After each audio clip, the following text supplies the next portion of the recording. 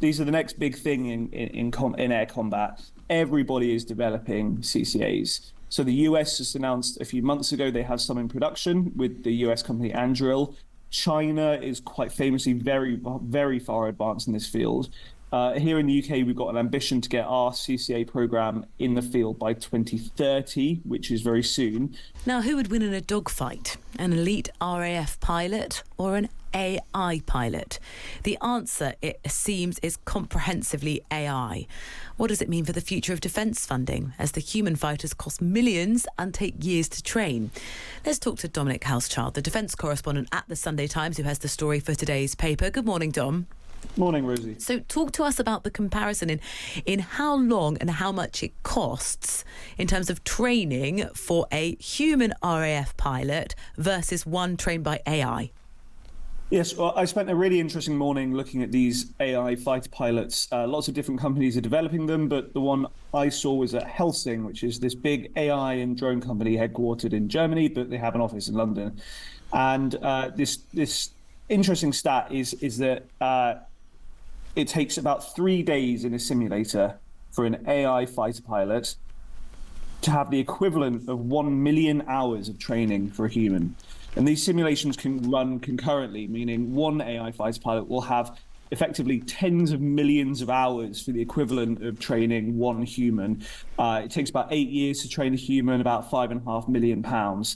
Now, you put up any human against something that's had that much training, tens of millions of hours, and they're going to lose in pretty much anything it is. Indeed, that's what happened when I saw this virtual dogfight. There were two RAF veterans going up against two AI fighter pilots, and the humans lost resoundingly every time. And these weren't just anybody. These were two veterans who flew fighter jets for around 2 decades for the RAF and the French Air Force, and they only retired about a year ago. So, like you say, it was pretty resoundingly in favour of the AIs. What are there concerns or sort of ethical concerns or safety implications around the AI pilots? Well, yeah, I mean, it depends on what you mean by safety concerns. On the one hand, they are much safer because there's no human in the cockpit. It means that the humans are far less likely to get shot down and die. They're far less likely to lose control of their plane and crash, for example. But on the other hand, as you say, there's a great deal of concern about the legitimacy of having an artificial intelligence controlling a lethal weapon that can kill people. I mean, it's the same debate everyone's having over AI. Can we trust it? Will they act according to our own human moral codes? It's a big debate taking place in this field right now. Most people agree we need to have a human involved somewhere in what's called the kill chain, because only a human can bear the weight of that moral responsibility of taking another life. And actually, legally, only a human can be charged with a war crime, for example. So there still has to be a human somewhere. Yeah, or I guess the person who designed the AI system.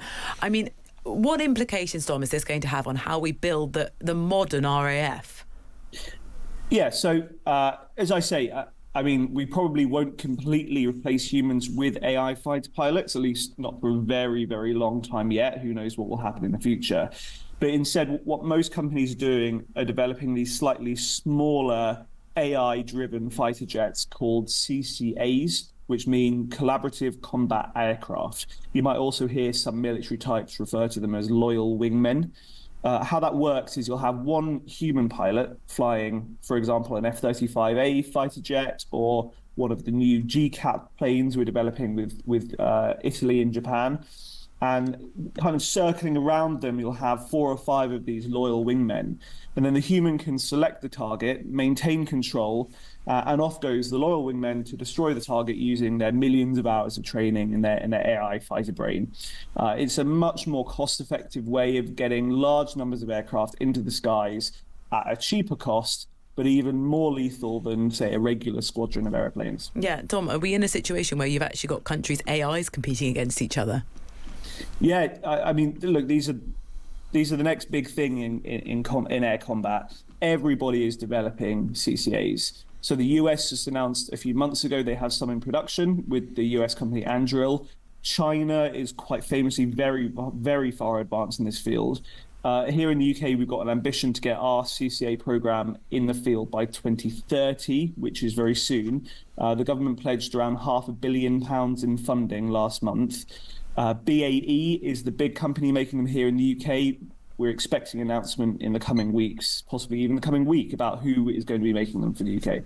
Tom, thank you very much. Dominic Hauschild is the defence correspondent for the Sunday Times. We've had questions here. Yeah, what happens if two AI pilots fight each other? Someone says it's not just a question of cost. Do we as a country or a human society want to let AI fight on our behalf? The person answering a lot of these questions will be the new Minister for AI. We've learnt that's going to be a new cabinet position in Andy Burnham's government that will be formally appointed tomorrow.